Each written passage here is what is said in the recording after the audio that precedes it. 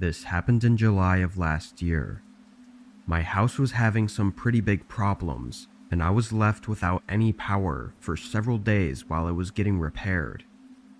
I worked from home, so this was a major issue, and I ultimately had to rent out an Airbnb to stay at for a few days until the power was back on in my home. I don't live in the biggest city, so there weren't too many options for Airbnbs near me. The closest one that was at a reasonable price was about a 45-minute drive from my home. It was in an even smaller and secluded area of the city, which was often referred to as not the best section to live in. I was only staying for a few days though, so the amount I was saving was worth it. When I arrived, I went right inside and basically straight to bed, exhausted from everything going on with my house. In the morning, I got up early and started setting up my laptop and workspace.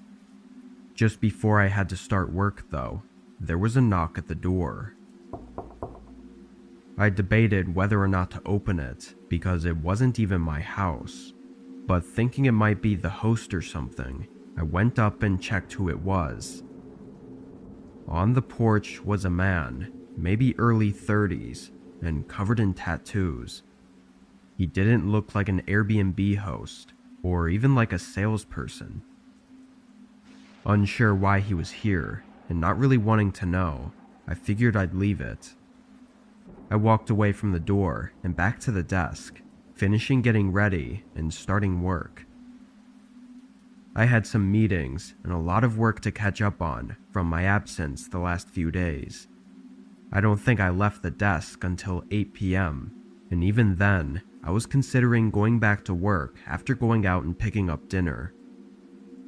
Only a couple minutes after I got back and started eating though, another knock came at the door.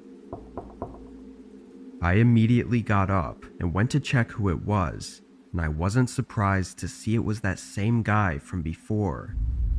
What could he possibly want from me this late in the day though? I was actually more bothered than I was concerned. But again, I just walked away from the door and went back to eat my dinner. After 30 minutes, and around 10 p.m., I decided to work for at least another hour. I was tired, but the work had to get done, and I knew putting it off until tomorrow would just make me more stressed.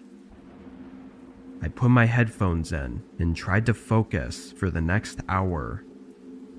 I got a lot done, and once I was satisfied, I finally closed my laptop for the night. I hadn't realized how dark it had gotten. I guess my laptop screen was the only light I had on. I went to the front and flicked on the light, and a chill instantly rushed through me. Going down the front hallway were faint but unmistakable shoe prints. Looking around, they were all over the place, even going right up behind the desk I was working at. Terrified, I slowly followed them down to the back door, which was cracked open. I don't even know how to describe what I was feeling. It was just pure horror. And only moments after this, footsteps started coming down the stairs. They were slow and careful, but when they got to the bottom, a man peered out into the hallway and looked directly at me. It was that same man, easily distinguishable with all the tattoos and everything, and he looked surprised to see me walking around. But that surprise quickly turned into rage. His face had no emotions other than irritation and anger. I was going to try to say something, but no words came out, and as my heart started pounding in my chest, I turned right back around and sprinted out the back door.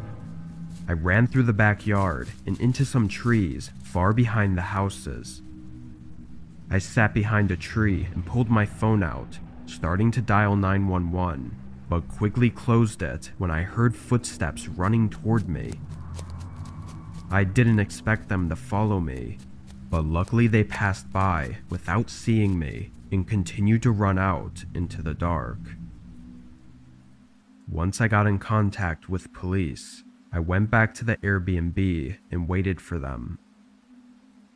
I gave a detailed description of the man, and they actually found him the next day. It was confirmed to be him by the tattoos I had noticed, and he'd actually broken into several homes in the days leading up, doing horrible things to those who lived in them.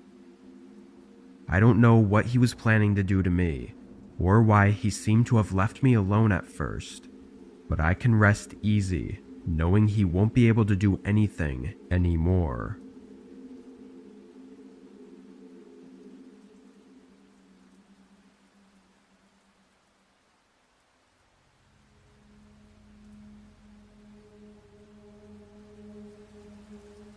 I was driving across the country for a kind of hectic trip. I had to get some things done for work at an office way up in Maine, and decided that while I was there already on the road trip, that I'd visit some of my friends and family on the East Coast. During my 4th day of driving, I was spending most of that day going through Pennsylvania. There were a lot of cool towns, but most of the drive was through nothing. And to get where I was going, it was taking me on a lot of side routes, which were these long and empty one-lane highways. As it was getting late, rain started coming down, and my fuel was running low. I hadn't passed any gas stations in a while, so I figured there had to be one soon. But again, this road wasn't really going through any towns. I continued through the rain for another 30 minutes, and barely through the fog, I saw a sign for a gas station, and a couple moments later, it showed up ahead of me. It was off the side of the road, nestled in the trees, and was really small. It only had 2 pumps and a tiny concession building behind it. Having no other choice, I pulled in and parked, getting out and opening up my gas tank. When I pulled the pump off and tried to insert my card though, it didn't work. I wiped the dusty screen and tried to see what it was saying, but it didn't say anything. It wasn't even on. I then went over to the only other pump, and it was also off. Frustrated, I looked around. With it raining and being well past sunset, it was really hard to make anything out. Sure, the place looked old and outdated, but so did a lot of other gas stations. After a closer look though, I noticed a small light inside the concession building.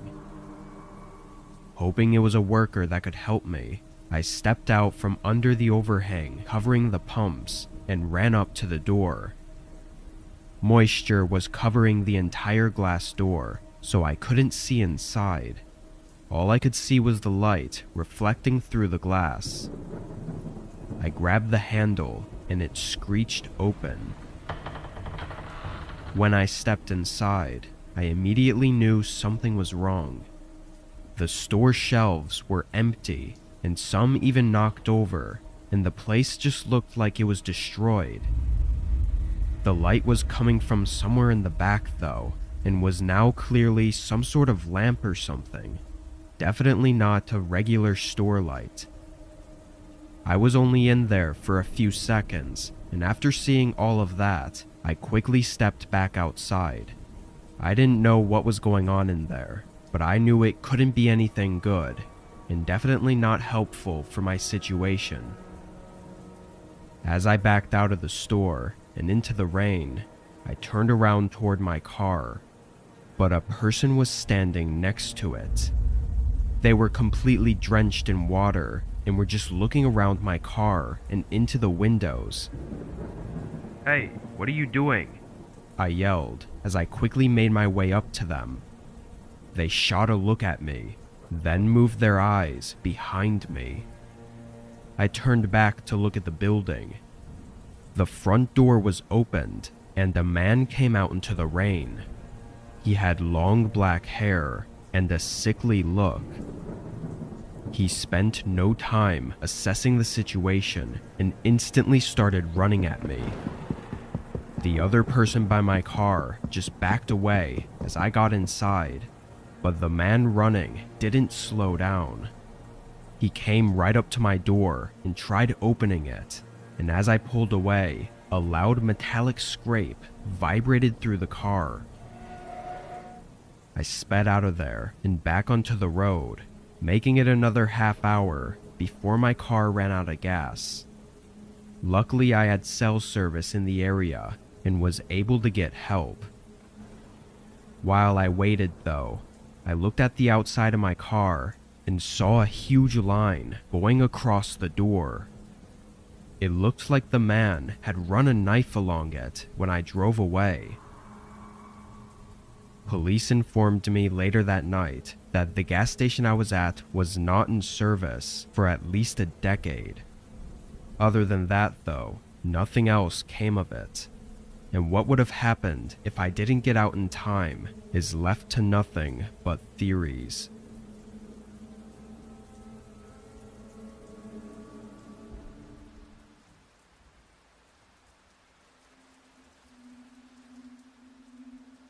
This was about 10 months ago now. I was spending a few days with my best friend from college in his hometown. I'll call him Chris for privacy.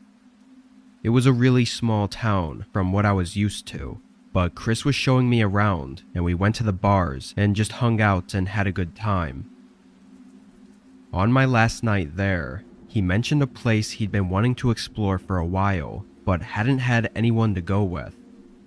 It was some abandoned house or town he knew of, a few miles out in the woods. We used to go exploring and backpacking all the time in college, so it sounded like a pretty cool idea. Only 30 minutes after hearing about it, we were already trekking through a path in the woods. We still had some sunlight left, but we brought headlamps just in case. About 20 minutes of walking, the trail ended and we had to follow a very faint footpath through the trees. It went on for another hour before we made it. We could see a house out in the distance, and as we got closer, we could see several more behind it. It wasn't what either of us expected, though. The houses didn't really look that old. They looked weathered and heavily damaged, but had modern siding and stuff like that made them look kind of like any other house. There was even a tiny gravel road leading from each of the homes. It looked like maybe they were trying to build a community and something went wrong, causing them to abandon it. Other people had been there before us, though, evident by the graffiti on the sides of the houses. Chris and I went up to the first house, looking through the open doorway.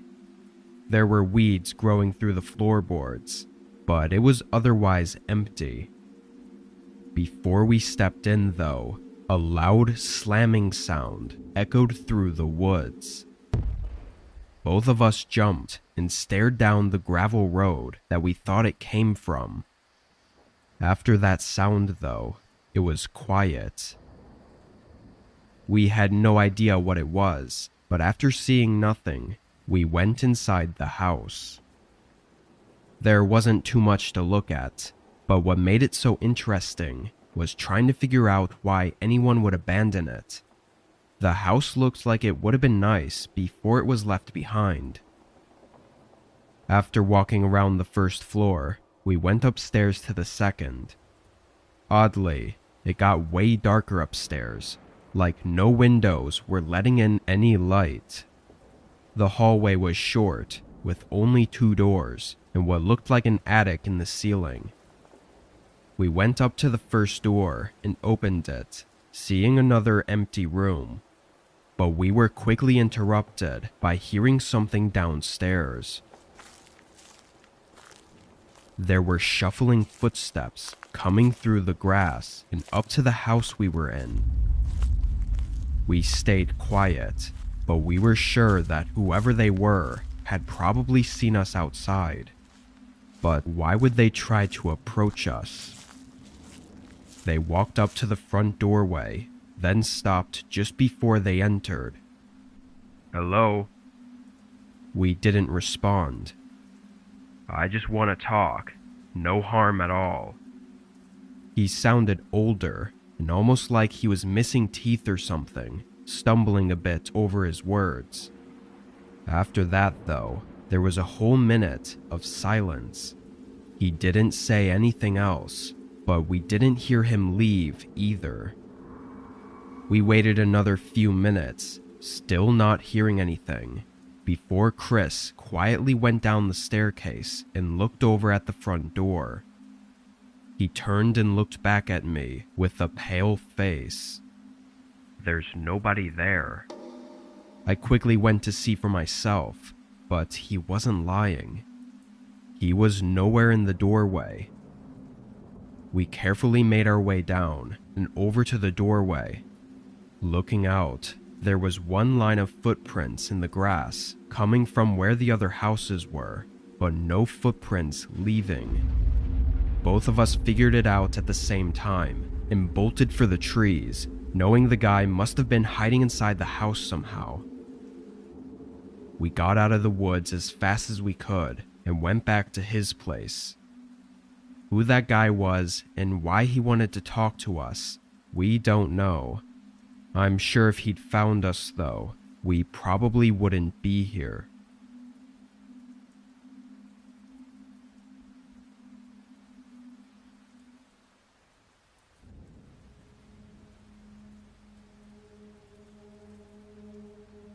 I was backpacking through a route I'd found in the Cascades National Park. It was an out-and-back trail that typically takes 3 days one way and 3 days back.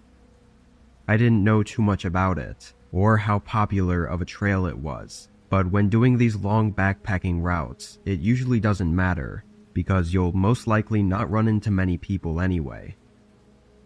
On my 3rd day out, though, I passed by one of the campsites and saw a man sitting by his tent.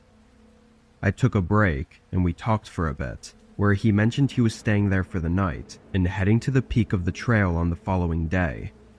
I told him that that's where I was heading today, and that I'll probably see him when he gets there. I left shortly after, and got to what would be my campsite for the next 2 nights. The view was something I'd never experienced before, and made for a great rest day and peak of the trail. For that whole day, nobody passed through, and when it came to night, I was still the only one camping there. I thought back to that guy I'd met at the campsite a day behind me, who said he'd be reaching this trail peak on this day. He never showed up, though. I thought he maybe decided to turn around for some reason, or just camp out for another day at the place he was already at. In the morning, I packed up and started back down the way I came, though I got a late start, so at the very least, I was hoping to make it to that same campsite the man was at. I was really sore for some reason too, which didn't help, and before I knew it, there was almost no daylight left. I put on my headlamp and continued on the trail, walking for another hour past sundown before I made it to the camp. The tent that the man had was still there, set up like he never left. Knowing his plans to continue hiking, and just knowing that staying at one camp for several days while backpacking is unusual, I called out, asking if he was okay.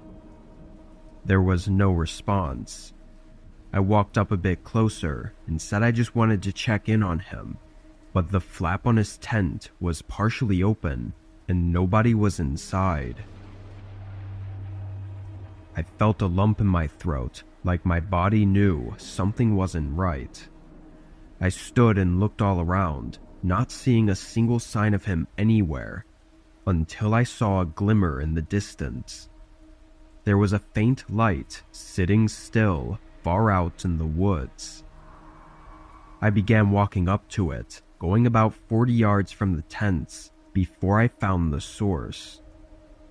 It was a headlamp laying on the ground like it had been accidentally left behind, and the light was so dim that it must have been nearly out of batteries. And it was just then that I noticed someone watching me.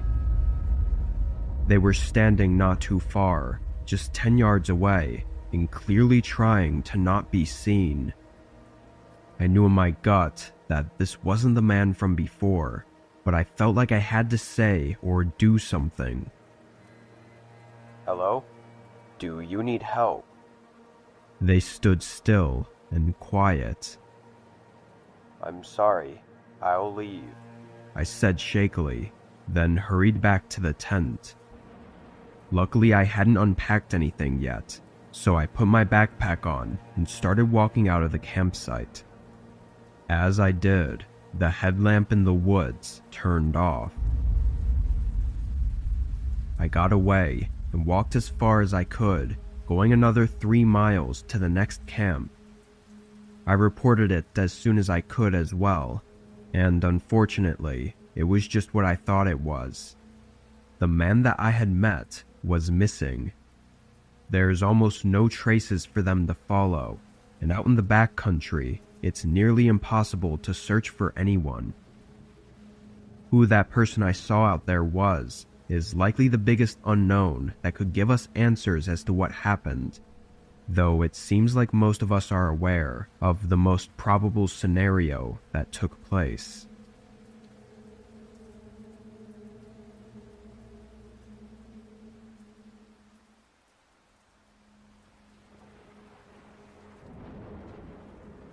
I had booked an Airbnb several weeks in advance in a town I'd never been to. A client I was meeting for work lived in the area, so I was only staying there for a day and then driving back home afterward.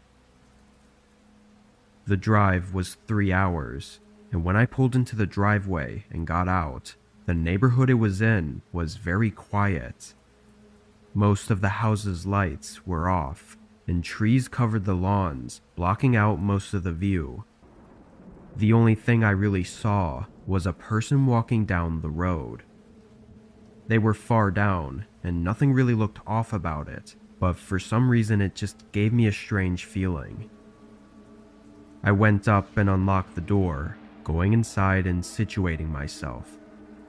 It was a very average house, nothing really special about it, but was great for what I needed it for. After making my rounds and checking the place out, I opened the front door to get my other bag from my car. As I stepped onto the porch though, I noticed someone standing in the road. It was the person I'd seen walking a few minutes ago, but they weren't walking anymore. They were just standing in the road and facing the Airbnb. As I started walking toward my car, they noticed me and started walking away.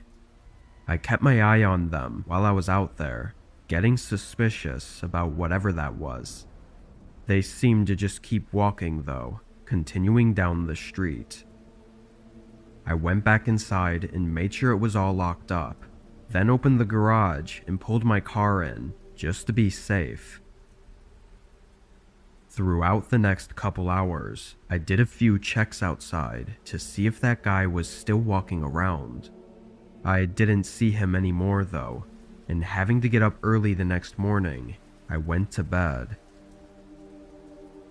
I slept decently, waking up a few times during the night, but my alarm went off at 4 a.m. for me to finally get up. The sun was still down, so it was still dark outside, but I groggily sat up in my bed and right away saw a light coming under the bedroom door. I didn't remember leaving any lights on, though I thought I somehow must have just overlooked a kitchen light or something. I got out of bed and walked up to the door, but just before I opened it, I heard something on the other side. It sounded like something moving around at the end of the hallway.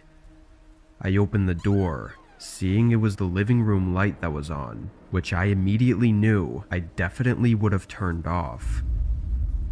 The sound continued though, as I walked down the hallway and looked into the living room. A guy was in the corner, searching through one of my bags. He had a black hoodie and ripped up jeans, which was exactly what the person I saw walking around wearing. I only looked at them for a second before they turned around and faced me. He didn't look startled at all. It was almost like he was expecting me. He dropped the bag on the ground and yelled at me to stay where I was. He began making his way over, and I only had a split second to decide what to do. I turned and ran back to the room, slamming the door shut just before he caught up to me. He rammed into it and tried to kick the door down, then started messing with the lock on the other side. I thought quickly and opened a window, jumping out and running away. By the time I was able to get police there, the man wasn't in the house anymore. My bags were gone too, of course, and to make things more terrifying, the bedroom door was opened. He had picked the lock and gotten in, so if I had just stayed and hid in the bathroom or something, who knows what would have happened. Police seemed to think there was more intent behind this man's actions, aside from just robbing me. So I pray he doesn't find me again.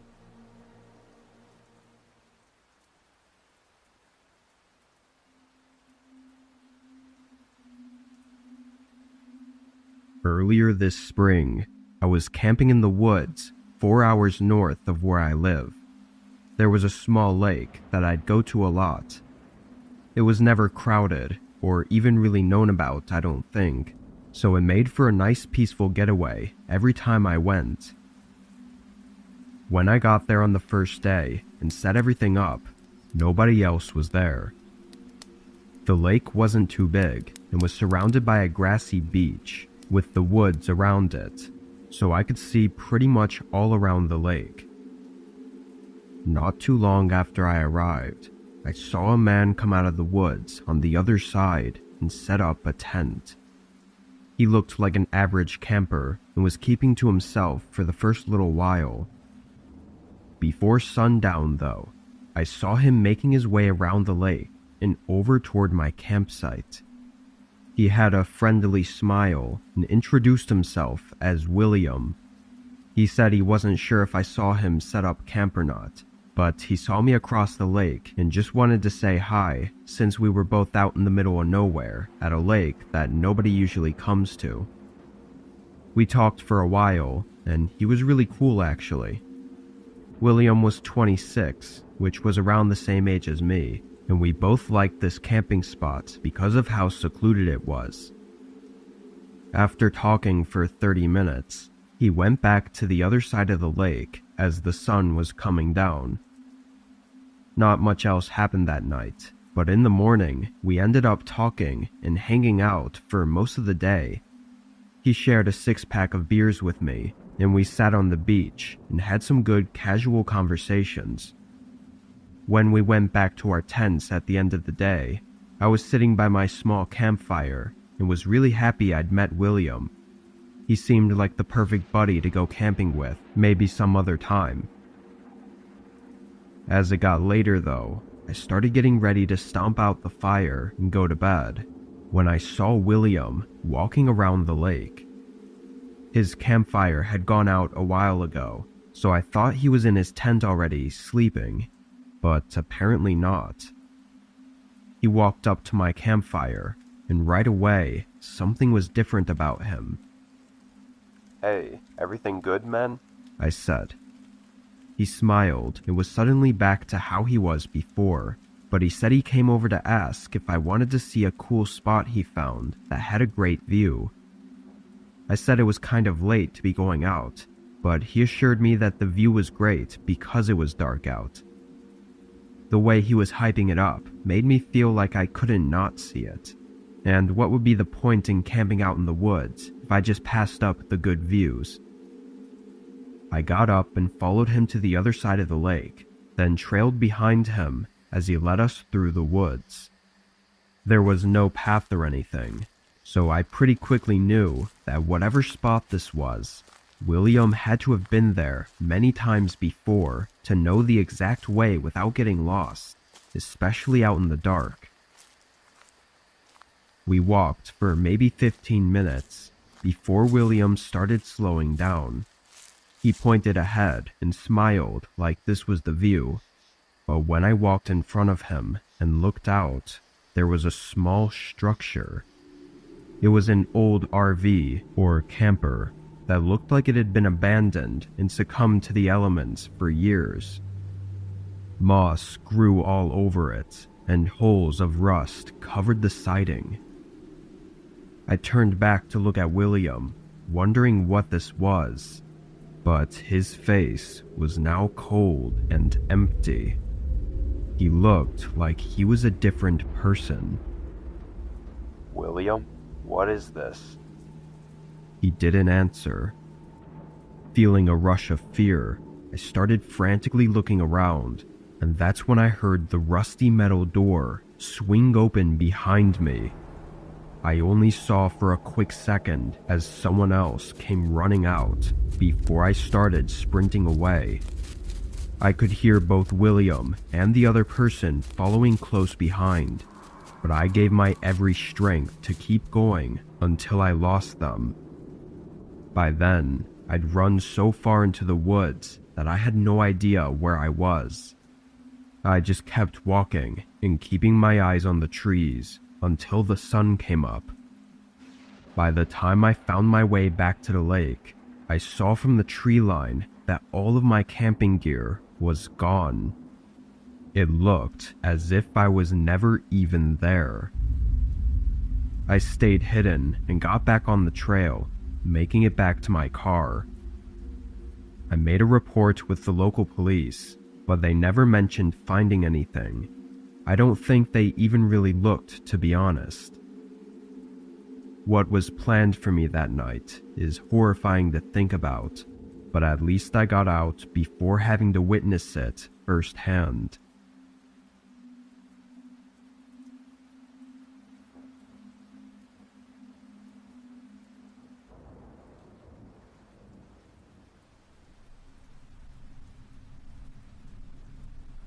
I was on a road trip from Portland to Chicago. It's nearly a 3-day drive, so I had some places booked to sleep at along the route. I didn't get too particular with what places I chose, but I went with Airbnbs so I could at least enjoy the road trip a bit more rather than staying in a crowded hotel. My first Airbnb was in Wyoming, and the route through the state doesn't pass through any big cities really, so it was in a really small town.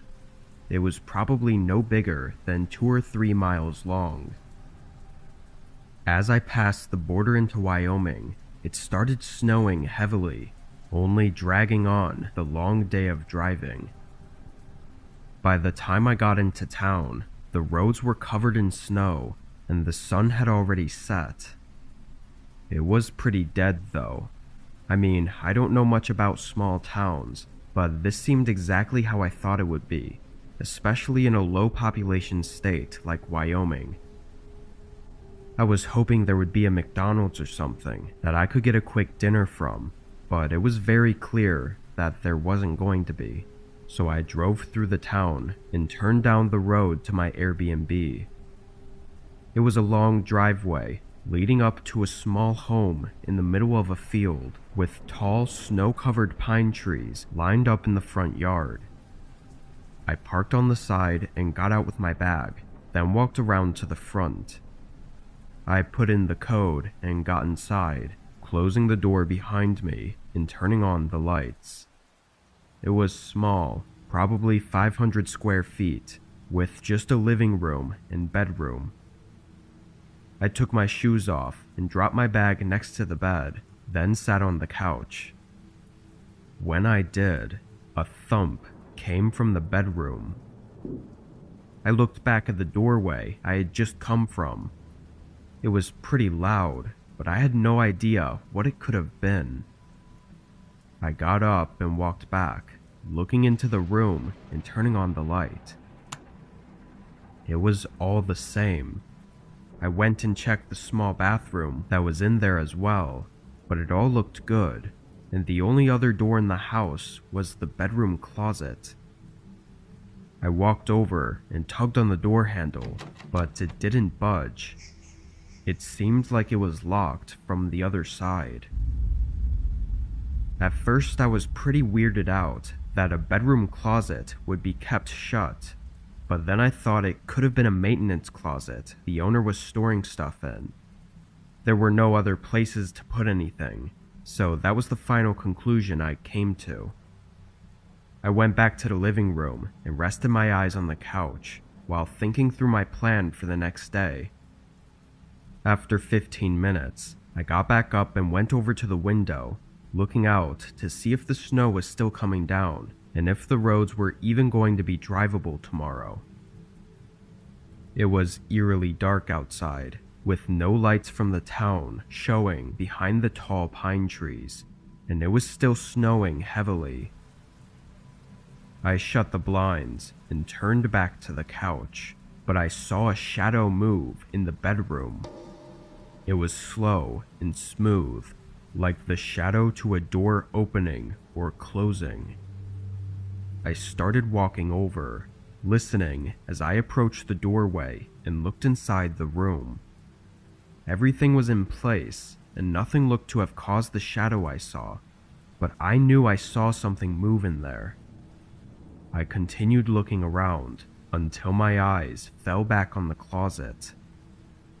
It was still closed, but something gave me an unsettling feeling about it.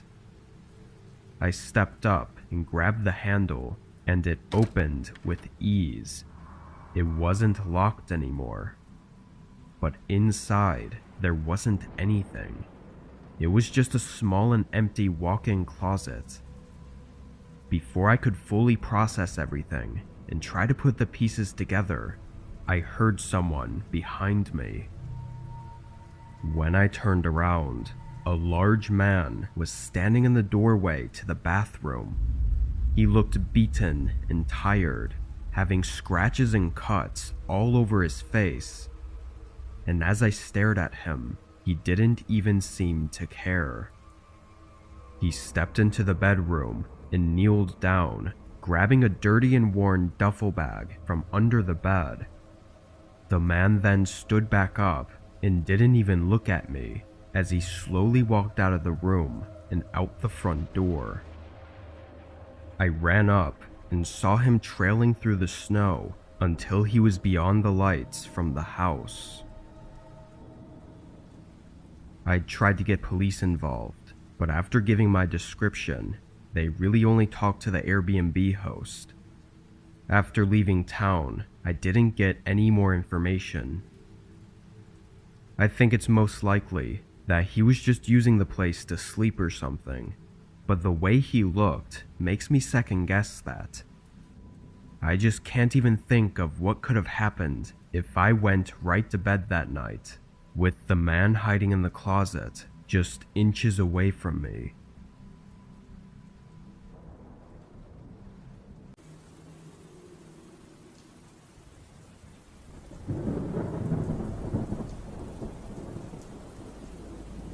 I work from home for a cybersecurity company, which really isn't as interesting as it might sound. I have to be online overnight from 10 to 6, scrolling through files full of code to see if anything is a possible threat. It's extremely boring, and when paired with the overnight shift, it makes for a struggle every night to stay awake. One night, just a few weeks ago, I was up at 2 a.m. working and feeling the weight of my eyes. I pushed through the sleepiness for a while, checking my phone over and over, hoping the time had somehow skipped forward. At 2:40 though, I took a break and decided to order some food to get myself some fuel for the remaining 3 hours of my shift. I opened up Uber Eats, and my only real option was Taco Bell, so I sent in an order and got up to get something to drink. As I walked through the house with only the hallway light on, I woke up some more and realized it was raining outside. I looked out the front window and was surprised at how hard the rain was coming down, given I had been so oblivious to it while working. My first thought was how I just ordered for delivery, and I felt really bad for basically making someone run through the rain for my own convenience. I checked my phone and saw the order was already received, so I sat on the couch and waited for them to show up.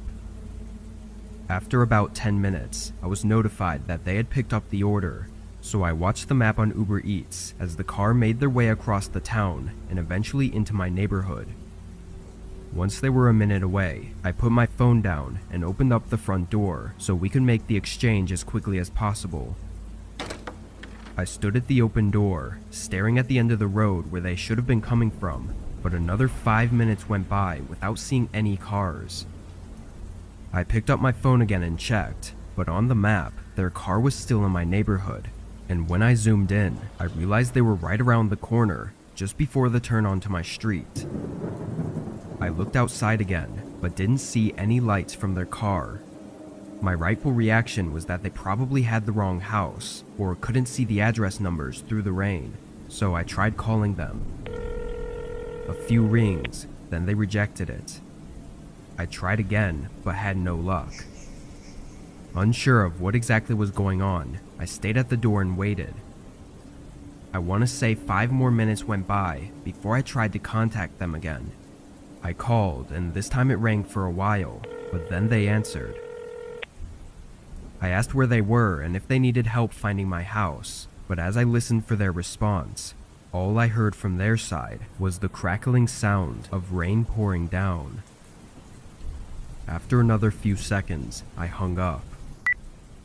Feeling really weird about that call, I checked the map one more time. At first, it hadn't updated, but when it did, it showed them right outside my house. I checked the windows and saw nothing, but knowing they were walking around in the rain like this was giving me a really bad gut feeling. I closed the door and locked it, and I swear I only made it a few steps down the hallway before a loud knock shook the front door. I carefully looked through the peephole. A man in a gray hoodie was pacing around on the porch. His head was on a swivel, like he was checking for any onlookers as he waited anxiously for me to answer. Uber Eats delivery, He yelled, but nowhere did I see a bag with my food. I stayed in place, not answering or making any sounds. The man got increasingly more hectic with his movements and called out several more times. Then, he suddenly pressed himself up against the door, blocking my view as I heard a few dull scrapes on the wood, before he quickly ran to the side of my house and disappeared in the rain. I called the cops, but his car was already gone, and from what I was told, he was using a scam account. A couple days went by with nothing else to report on, until I noticed a small scratch on my front door. It was an X, but it didn't look like it was made for me to see. It was more hidden, like a personal indicator for something. It could have just been a fluke to scare me, but I still painted over it to conceal whatever that marking was supposed to mean. That night still leaves me with an uneasy feeling in my gut, especially since he had some sort of sharp object in his hand as he waited for me to open the door. Part of me is still convinced that that won't be my last encounter with him.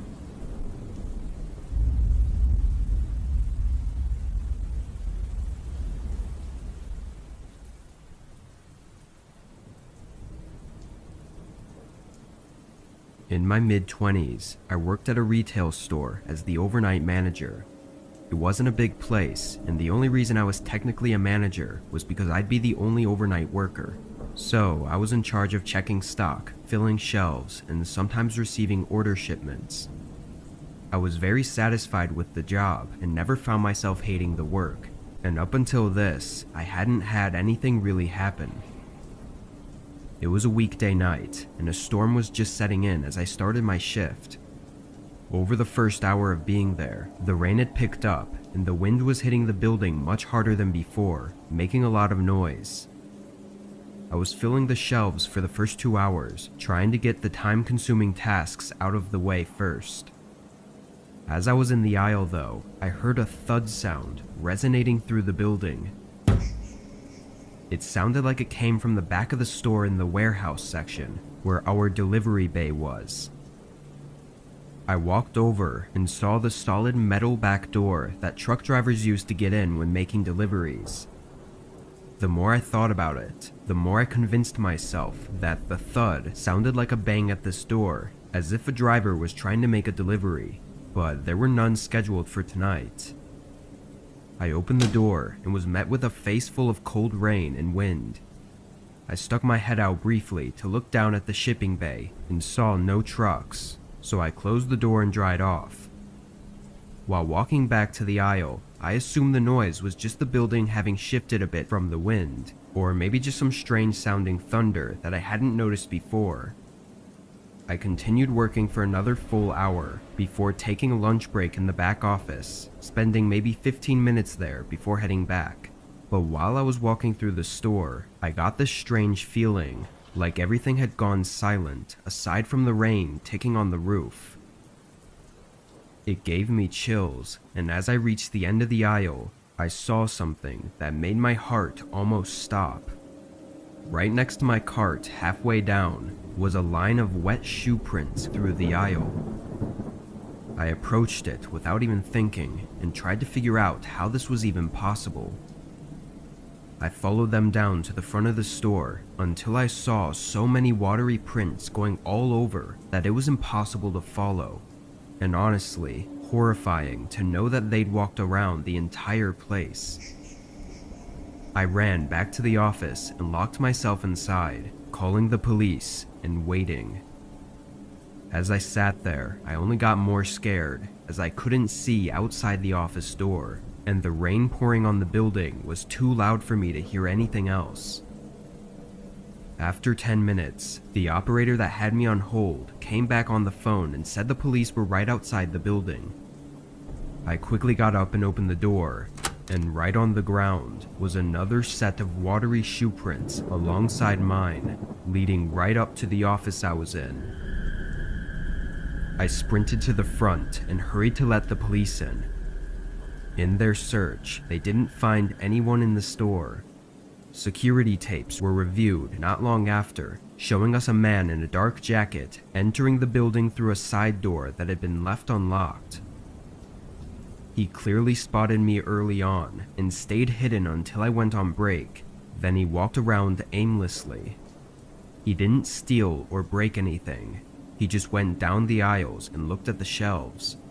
But the creepiest and most horrifying part was when I entered the office and waited for the police. The man came up to and stood outside the office door, waiting for several minutes as he stared at the doorknob like he was preparing for me to come out. Luckily, he decided to walk away a few minutes later and exited the store. No more footage of him was seen after that. The man never came back, and as far as I was told, he was never found. What he was doing that night is still uncertain, and it will likely remain as an eerie uncertainty for the rest of my life.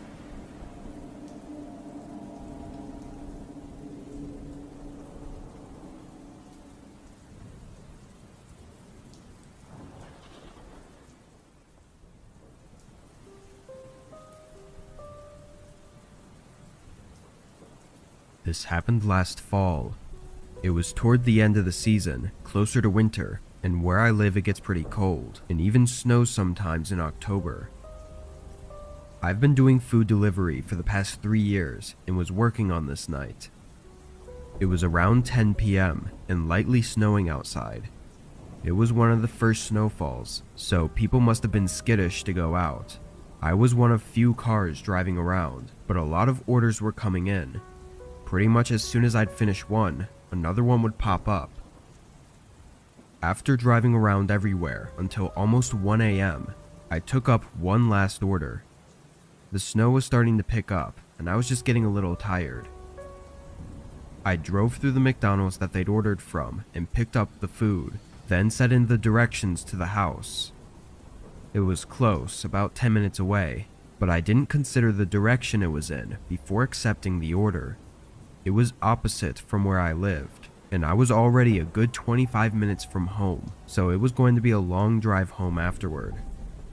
Annoyed at myself, I turned out of the parking lot and onto the road. The plow trucks still weren't out yet, probably because they weren't expecting this much downfall, but my SUV was usually good in the snow, so I wasn't that nervous. While I was driving, I noticed the road I was heading down was about to leave the main area of town. I checked the map again, and it said it was this way, but it was just a very unusual route. I didn't even know any houses were down there, because the only reason people take the road is to get to the highway that leads out of state. I went down for a few minutes, seeing only streetlights and trees, until I came up to the turn. It was a single small street leading off the road. I slowed down, being more careful since this street was smaller and had trees lined up right beside it, so sliding off would make a really terrible night. As I made my way down, I saw a few long driveways leading to faint lights in the trees far out. Before I reached the driveway I was to turn down, it looked like all the others. I slowly drove through the driveway until I made it to the house. It was medium-sized and older, completely covered in snow. Nothing looked too notable about it. Really, the only interesting thing was that it was out here in the middle of some forest. I parked out front and got the bag, then started walking up to the door. The snow was thicker than I would have liked, soaking my shoes and even the lower legs of my pants. When I got up to the porch, I knocked and started to set the bag down, but almost immediately, the door swung open. I looked up, seeing a large man in a winter jacket. His face was pale, like he'd just been outside in the cold. "Hi, I got your order right here," I said, holding the bag up. After a moment, the man stepped back and opened the door wider. "You can set it down right over there." He lifted his arm and pointed toward what I assume was the kitchen. The way he said it made me feel like I had to, but I knew it was a horrible idea to go in there. I looked at the man's hands, seeing he wasn't holding anything, so it really didn't make any sense for me to do anything other than hand him the bag. "Sorry, but I really have to get going," I said nervously, holding the bag up again. The man's face dropped into a frown, then he suddenly slammed the door shut. Still holding the bag up, and just a bit shocked by what was happening, I set it down on the porch and quickly started walking back to my car. But just as I got past the front yard, I heard something from behind me. I turned around, realizing it was from somewhere on the other side of the house. It could have been a back door or something, but was too muffled to hear clearly. Getting creeped out, I walked quicker and got in my car. I switched it on, and right as I looked up, I saw the man coming around the side of his house and making his way quickly over to my car. He had something in his hands. It almost looked like rope, but there was something else that I wasn't able to make out. I suddenly felt my heartbeat spike and adrenaline take over my body. I started going in reverse, trying my hardest to go quick while also not getting stuck in the snow. The man got close, probably just a few feet away, before my car was able to grip the road and start picking up some speed. I backed up through the whole driveway, seeing the man eventually stop and watch, slowly fading into the dark as I backed up into the street. I don't know what he was doing. Honestly, the whole thing was just terrifying and confusing, enough to make me not even want to think about it. I still do food deliveries, but am far more cautious, and most of the time, I don't even knock on the doors anymore. I just drop the food on the porch and leave. Had I stayed any longer that night, or had entered the house, who knows what would have happened to me.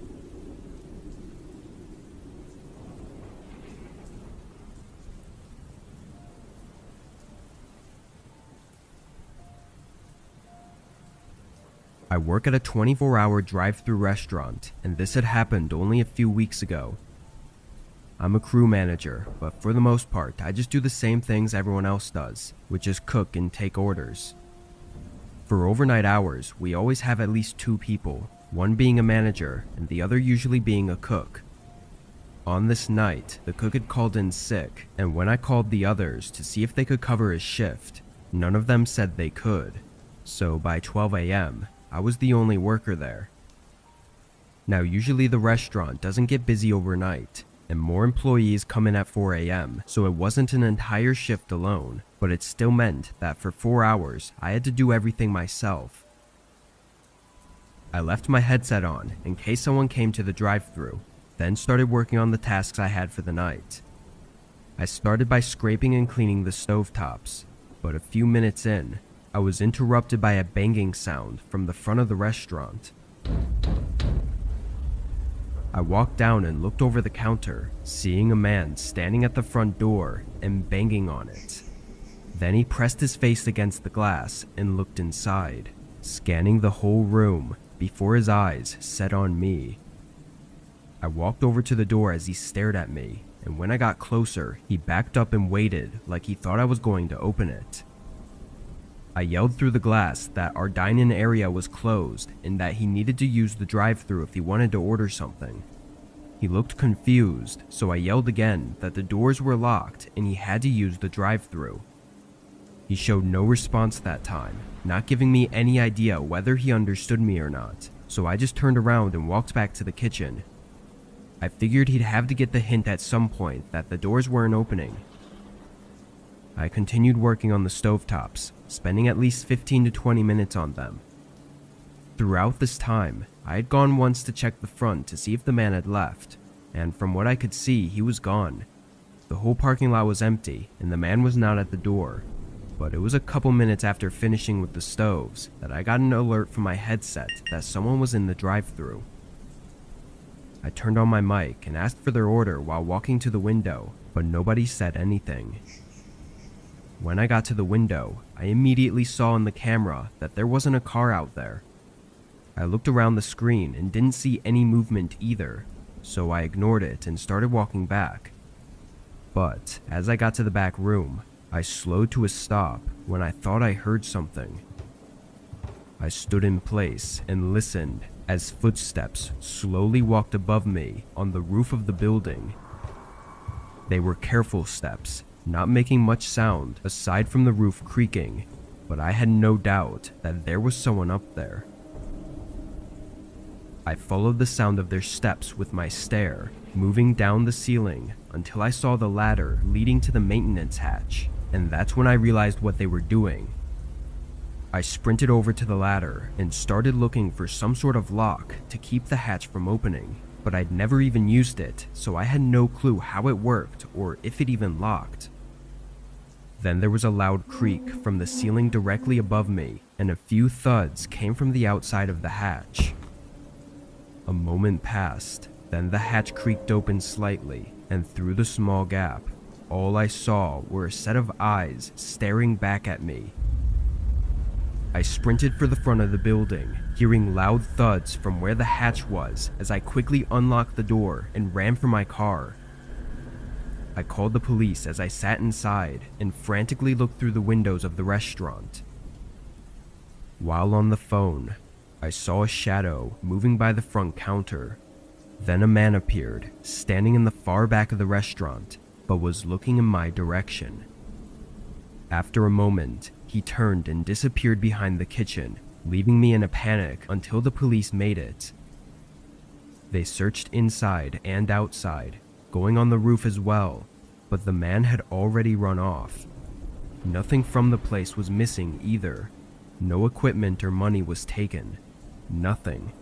He just broke in and left. I tried to not think about it too much, but it's hard not to come to the conclusion that he was there for me. Like I said, this happened pretty recently, so there's still not much of an update on it. Even with his face on the cameras, there's yet to be a confirmed identity. The owner of the building added a padlock to the inside of the hatch though, which should have been done before, but I guess it was just an inconvenience. I still worry about the man's intentions, and if he could be watching for me to be alone again, waiting to do whatever it was he tried before.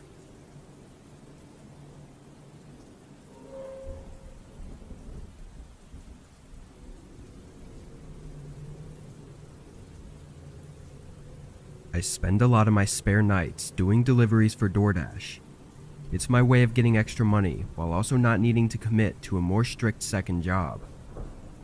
I started driving around 9 p.m. on this night and steadily took on some orders until 11, where it slowed down a bit. During this time, I just drove around the shopping center that had most of the fast food restaurants people often ordered from, and eventually another order came through. It was a regular order to be delivered about 4 miles away. After getting the food, I started the directions to the address, and it was almost immediately apparent that it wasn't a house. I scrolled in on the map, which only showed streets and buildings, and the address it pointed to was along a street that had no buildings on it. It looked kind of like an empty plot of land, but the DoorDash map was never that great, so I just started driving and decided to at least check it out and maybe call the customer if there was an issue. I drove out, taking just under 20 minutes until I reached the street it was on. This street was very bare, no houses or crossroads, and no cars driving on it. When I got to the end, it became a gravel road, and on the side was a small wooden sign that was too weathered to be legible. I pulled onto the gravel and turned my brights on, and right away I could see something far off down the road. I drove in closer, and as I approached it, my phone dinged to let me know that I'd arrived. In my headlights was a small mobile home, or some kind of RV, and on the door were poorly painted numbers. I looked back at my phone. 2760. It was the address. I got out, holding the food in my hand as I walked up to the RV. Getting closer, it was a bit unsettling to look at. It was overgrown and old, which was strange considering it was a mobile home meant to be moving around. I gave it a knock and waited. This was a rare cash order, which made more sense once I saw the place, but it definitely didn't make me feel good having to stand here. As I looked around, an eerie feeling loomed over me. This place was surrounded by the woods with no lights anywhere. Past the RV, it was complete darkness. I heard something from inside, and I prepared for them to open the door, but then a voice to my right startled me. I looked over and saw a man smiling at me, standing by the corner of the RV. He asked if I had his order, and I nodded, apologizing and walking it over to him. I handed it off and said his total. The man reached into his pocket and pulled out a $5 bill, then smiled again and said he just needed to grab the rest. He turned and walked back around the RV while I stayed where I was.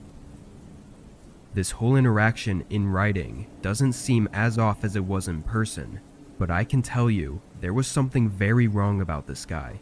It was just something about the way he acted and said everything that gave me chills. I waited for a minute or so before getting more nervous and looking around the corner to see where he went. In the distance, I saw a figure standing by what looked like the dark outline of a shed.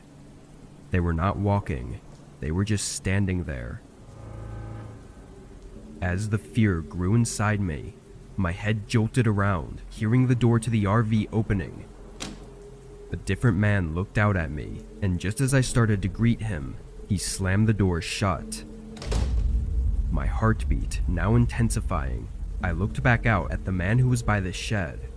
He was now walking back toward the RV, but had something else in his hands. In the moment, I couldn't tell exactly what it was, but it was either a long bat or a rifle. I ran back to the car, getting in and turning it on with shaky hands as I put it in reverse. The man came around the side of the mobile home and stood calmly in the darkness as I drove off. I don't know what happened there, but I wasn't exactly keen on finding out.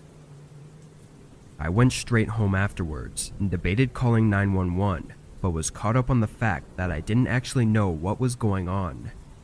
In the end, I made the regretful decision not to notify the police.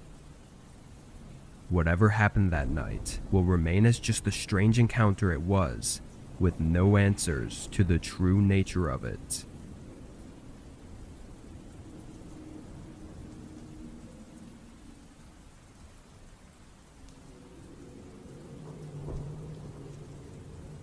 I was driving through my city, delivering for Postmates way back in the day when it had basically just started.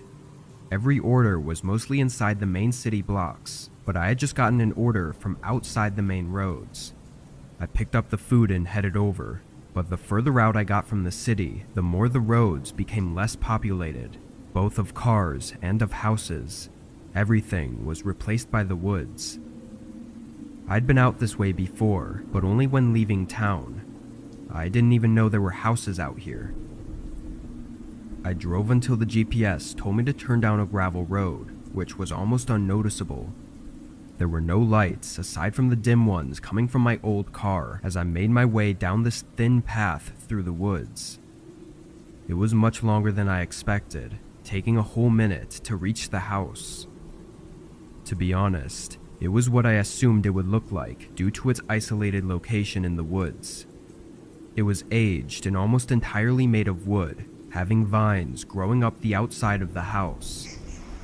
There were a few lights on inside, shining through the windows, but if there hadn't been, then I probably would have thought twice about approaching it. I checked the bag for everything, then went up to the front door. I pressed the doorbell, which didn't really work, so I had to knock as well. As soon as my hand hit the door though, it creaked open. Cautiously, I opened it a little further and called out. I have an order here from Postmates. A moment later, I called out again. Anybody home?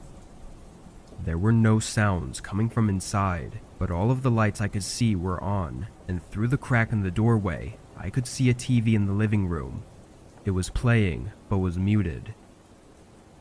I don't know how else to really explain my thoughts, but the vibes were just off, and I knew something was wrong about this. I turned and went back to my car, getting in and starting to do a U-turn. Right away, I felt a problem. The steering was stiff, and my car was struggling to move through the gravel, feeling extremely bumpy and jittery. I got out, and my face went cold when I saw that my front tire was flat. I then moved my eyes over to the other tires, and every one of them was flat as well, not just a little deflated, but completely flattened. My stomach dropped, instantly knowing this was a purposeful act. In that moment, my mind was everywhere. What terrified me was that I didn't know whether someone put something on the path, or if someone had come up while I was at the house and done it behind my back. Either way, the only thing I knew was that someone was out here with me, way out in the woods, in the middle of nowhere. I got back inside my car and locked the doors, trying to call 911, but had no connection. As I ran through my few options, I saw a light in the house flicker, and the front door opened wider, revealing a man in the doorway. Without any hesitation, he started walking quickly over to my car. I didn't second guess myself this time, putting it in drive and forcing my car through the gravel. In the mirror, I saw the man stop and stare at my car. Once I was on the main road, I took it more carefully, driving slow to keep from damaging my car until I got enough signal to call 911. But what unfolded afterwards was equally as terrifying. That house was owned and lived in by a single mother with 2 kids, all of which said they were at the house sleeping in their rooms at the time I claim this happened at. They never ordered anything, or saw any man, or even found anything missing in their home. I don't know if they were in on it somehow, or if they were just as much a victim as I was. Why the man ordered food to the house and slashed my tires still doesn't make sense to me though. The only thing I've thought of is that maybe he was planning to do something horrible to that family, and I was going to be set up somehow to take the fall for it, due to my presence at the property at the exact time it would have been committed. It may be a stretch, but if that's true, then me getting away might have saved more lives than just my own.